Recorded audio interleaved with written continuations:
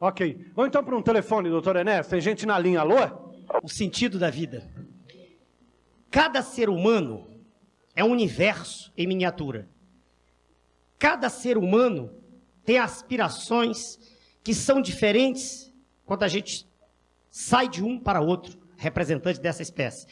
Eu vejo como uma tônica geral que deveria ser objeto, deveria ser escopo do processo educacional no nosso país, desenvolver em cada indivíduo, em cada ser humano, o respeito pelo seu semelhante.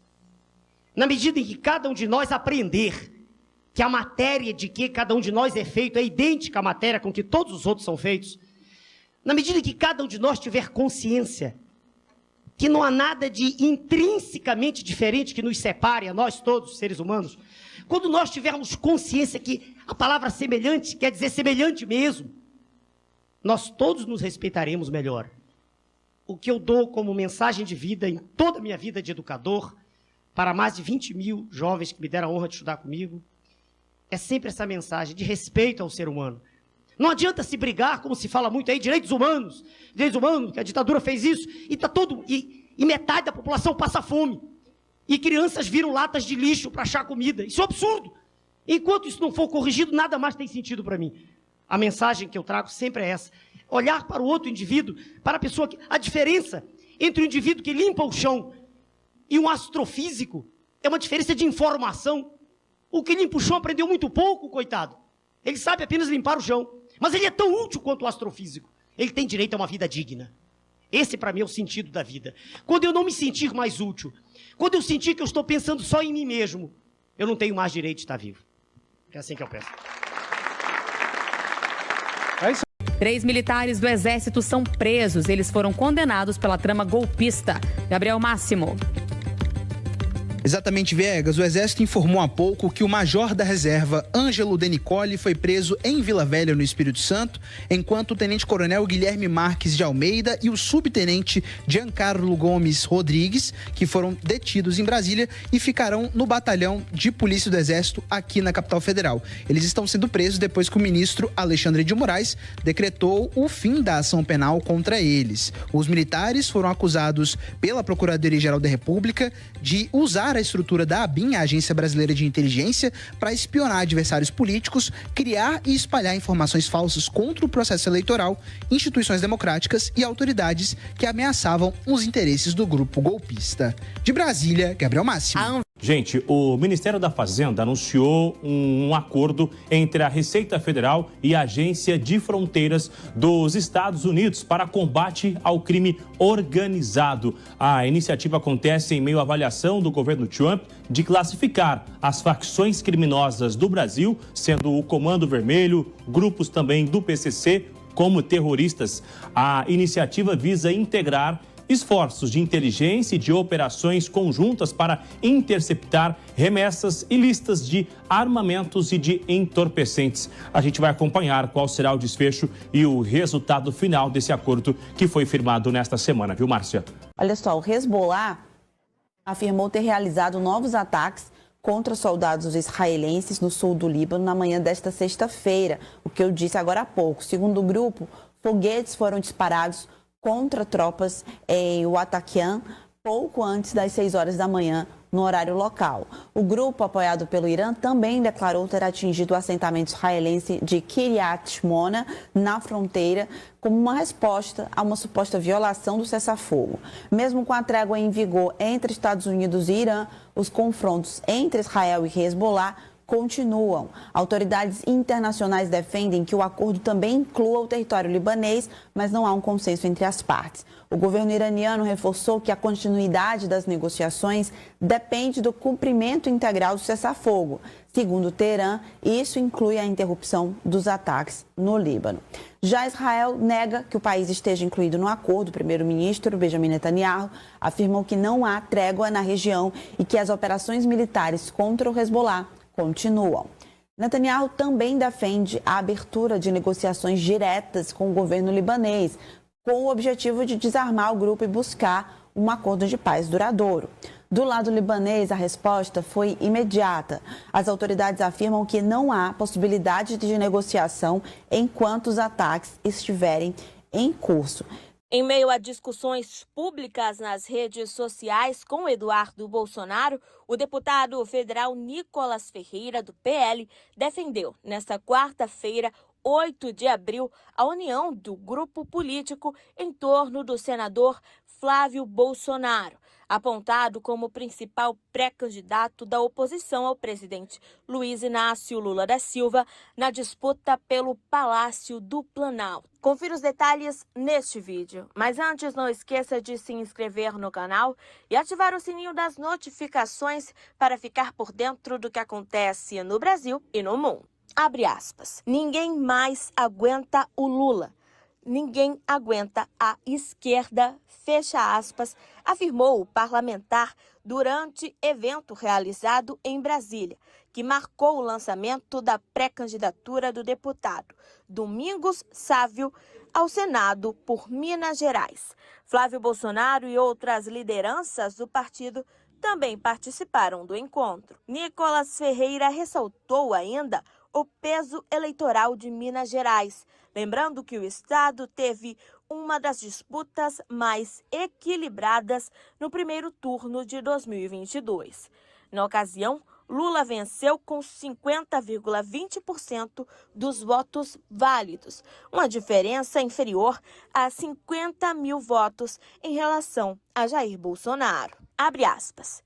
Cada voto importa. A maneira como cada um faz campanha. Eu digo que nós somos o mesmo time, com posições diferentes, mas contra o mesmo inimigo. E o objetivo é só um: vencer. Porque o Brasil, de fato, está em jogo. Fecha aspas. A maneira como a educação é tratada no nosso país. Se me permite contextualizar, a gente tem um pouco de tempo, né? Pelo tamanho do programa. Né?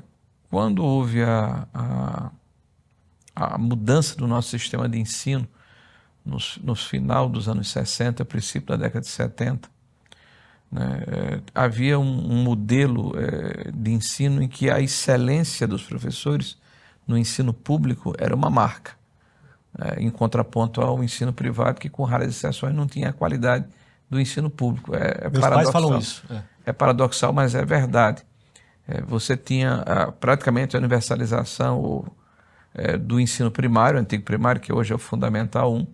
Então, era oferecido essas vagas para o conjunto da população brasileira, mas você tinha uma espécie de funil para se ingressar no ensino fundamental 2, a quinta série ginasial na época. Então, você fazia uma espécie de vestibular, chamado teste de admissão. Quem passasse nesse teste ia para uma escola pública de qualidade, e era um grupo muito pequeno. E aqueles que não conseguiu a sua excelência por mérito passar, ou iam para a escola particular se os pais pudessem pagar, que era um número mínimo de pessoas, ou simplesmente deixavam de estudar. Né? Então essa era a realidade do Brasil até o princípio dos anos 70. Quando houve essa mudança pela universalização, né, do acesso das crianças e dos adolescentes ao sistema de ensino, não houve um casamento na formação dos professores alfabetizadores e dos professores para a transmissão do conteúdo nos anos subsequentes. Então, nós temos um grande calo. É como se você fosse fazer uma guerra e a sua logística, a sua cadeia de suprimentos fosse alongada, né, e começasse a prejudicar na ponta o exército que está lutando. Tá? Então, essa fragilidade na formação dos professores fez com que a qualidade do ensino que era transmitido, ou que é transmitido, principalmente na área pública, caísse de forma vertiginosa. Então, nós temos hoje uma grande fragilidade do Brasil, que é a formação dos nossos professores alfabetizadores, que entram nas universidades com um currículo que privilegia a formação, eu diria, de cientistas sociais e políticos, e não de professores aptos a transmitir o conteúdo adequado em função da idade séria dos alunos. E o resultado disso é que a ideologia impregnou a formação desses professores, que saem das universidades sabendo quem é Paulo Freire, Emília Ferreira, que o agronegócio faz mal, que o capitalismo não é adequado, que é necessário ter uma visão progressista da sociedade, mas não conhece distinguir sequer método de alfabetização, entre o fônico, o silábico, ou esse pseudo método de alfabetização, que é o construtivismo globalista, né? E o resultado é o analfabetismo funcional, é a inadequação, né, das nossas crianças ao sistema de ensino, é um enorme índice de distorção em idade séria, com evasão, com abandono, com repetência, com dificuldade na proficiência, na formação de técnicos para o ensino médio, até de alunos que têm uma condição de ingressar nas universidades sem a necessidade de se fazer uma reciclagem das matérias de primeiro e segundo grau para que eles possam introspectar, né, a matéria de terceiro grau, inclusive agravado com as políticas identitárias. Hoje a cultura woke que veio de fora para dentro do Brasil, né, determina uma política de cotas que, ao contrário do que se imagina, não é uma questão inclusiva, é muito mais uma pauta política e identitária, porque a pobreza ou a fragilidade social não tem cor, né? Ela está disseminada na sociedade com todos os tons de pele. E se você imaginar que existe mais negros pobres do que brancos pobres, se você faz uma cota social episódica, todos serão contemplados desde que tenham a fragilidade econômica. Agora, não pode ser um fim em si mesmo, é a negação da competência do Estado, você perpetuar uma política pública que não tem porta de saída. E aí você está, inclusive, diminuindo a qualidade do ensino em diversas universidades, que começam a fragilizar a transmissão do conhecimento para que haja uma parametrização, né, de conteúdo para alunos que estão menos qualificados em função de um ensino médio ou ensino fundamental mais frágil. Você acha que o baixo desempenho dos alunos brasileiros nos testes internacionais se explica basicamente pela formação dos professores? Sim. Olha, veja, a culpa não é dos professores, vamos deixar claro, né? Porque quando você faz essa discussão, via de regra, por não quererem aprofundar o debate, se vitimizam e a corporação se fecha, né, numa autofagia que prejudica a sociedade. Então, imagina o seguinte, se você tivesse a possibilidade de avaliar o desempenho dos professores em função do resultado efetivo em sala de aula, ou de testes de proficiência que verificassem qual é a capacidade que cada professor desse tem de transmitir o conteúdo, você teria a possibilidade de requalificá-los e de treiná-los de maneira adequada para deixá-los mais performados para transmitir o conteúdo. As corporações que representam os professores, os sindicatos, se negam a permitir essa avaliação via de regra. Então, eles querem fazer uma espécie de pacto da mediocridade, vamos nivelar por baixo. E a ideologia que está impregnando a formação dos professores, as nossas universidades, né, eles se negam também a ver o empirismo científico, né, de quais são as práticas de alfabetização e transmissão de conteúdo que funcionam em outros países do mundo. Então a gente se volta aqui para uma metodologia de ensino que tem muito mais a ver com uma ação política afirmativa de um espectro ideológico da sociedade do que de um cientificismo, da necessidade de ter empirismo, né, e de ter rigor científico na formação desse professor para a transmissão do conteúdo. A gente tem no Brasil algumas ilhas, né? Então, alguns estados treinaram seus professores, trouxeram métodos integrados de transmissão de conteúdo, ensino estruturado. Isso tem feito diferença no nível de proficiência desses alunos, inclusive na escola pública, porque muitas vezes o professor da escola pública é o mesmo da escola privada. Aí, além da formação do professor, nós temos a questão da gestão, da cobrança dos resultados, né? Então, nós temos uma série de problemas que deformou, né, o nosso sistema de ensino, né? E, infelizmente, até hoje não houve a coragem de enfrentar a corporação, tanto para chamá-los para uma mesa de negociação e de mediação, para mostrar, olha, está aqui, nós estamos caminhando para um fracasso permanente, né? Vamos mudar a forma de abordagem, desde a formação até a gestão e a transmissão do conteúdo, ou, eventualmente, buscarmos confrontar né, o sistema educacional, o que está acontecendo em outros lugares do mundo, para mostrar que se lá fora dá certo, porque não dá aqui. Né? O que é que está acontecendo de diferente que nós não estamos tendo a coragem de abordar?